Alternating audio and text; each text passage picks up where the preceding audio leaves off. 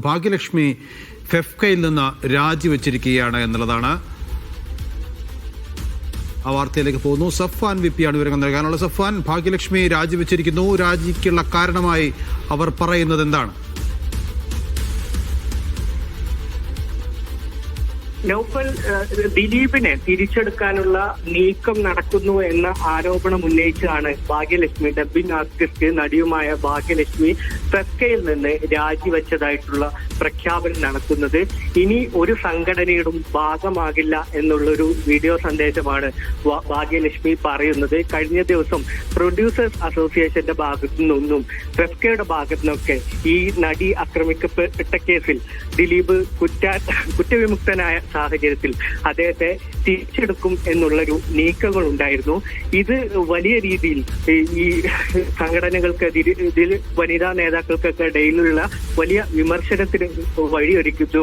ഈ ഒരു സാഹചര്യത്തിലാണ് ഭാഗ്യലക്ഷ്മി ഇങ്ങനെ ഒരു പ്രഖ്യാപനം നടത്തുന്നത്.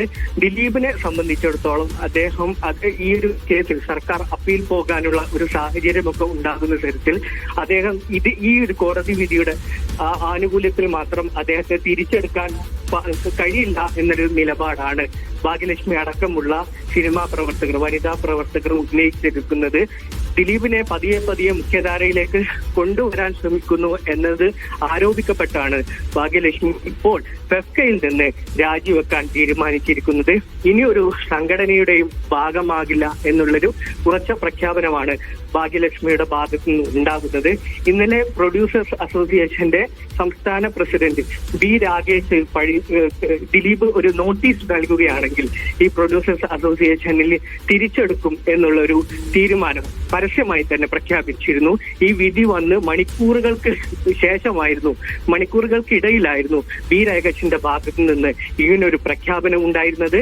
അതേപോലെ തന്നെ ഫെഫ്കയുടെ ഭാഗത്തു നിന്നും ദിലീപിനെ തിരിച്ചെടുക്കാനുള്ള നടപടിക്രമങ്ങൾ നടക്കുന്നുണ്ട് എന്നാരോപിച്ചാണ് ഭാഗ്യലക്ഷ്മി ഇപ്പോൾ ഫെഫ്കയിൽ നിന്ന് രാജിവെച്ചത്.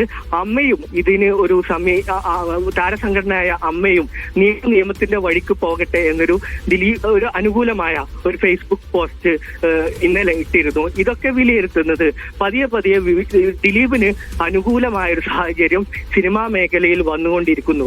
ഇന്നലെ വന്ന വിധിയുടെ പശ്ചാത്തലത്തിൽ ദിലീപ് മുഖ്യധാരയിലേക്ക് സജീവമാകുന്നു എന്നൊരു വിമർശനം സിനിമാ പ്രവർത്തകർക്ക്, പ്രത്യേകിച്ച് വനിതാ പ്രവർത്തകർക്ക് വലിയ അമർഷമുണ്ട്.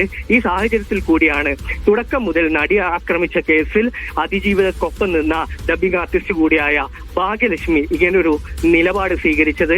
ഇന്നലെ അതിജീവിതയുടെ വീട്ടിൽ നിന്നായിരുന്നു ഭാഗ്യലക്ഷ്മി ഇതുമായി ബന്ധപ്പെട്ടുള്ള പ്രതികരണം നടത്തത്.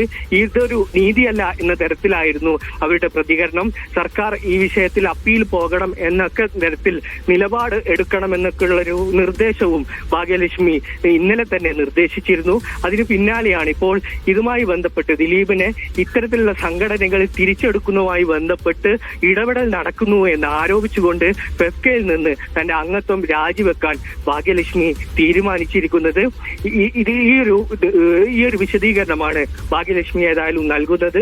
ഈ സംഭവവുമായി ബന്ധപ്പെട്ട് വലിയ മുഖ്യധാരയിലേക്ക് ദിലീപ്, നമുക്കറിയാം ഈ നടി ആക്രമിക്കപ്പെട്ട കേസുമായി ബന്ധപ്പെട്ട് ഉയർന്ന സാഹചര്യത്തിലൊക്കെ പ്രൊഡ്യൂസേഴ്സ് അസോസിയേഷന്റെയും ഫെഫ്കയും ഒക്കെ നിയന്ത്രിച്ചിരിക്കുന്നത് ദിലീപാണ് എന്നുള്ളൊരു വിമർശനം അന്ന് കാലത്തെ ഉണ്ടായിരുന്നു.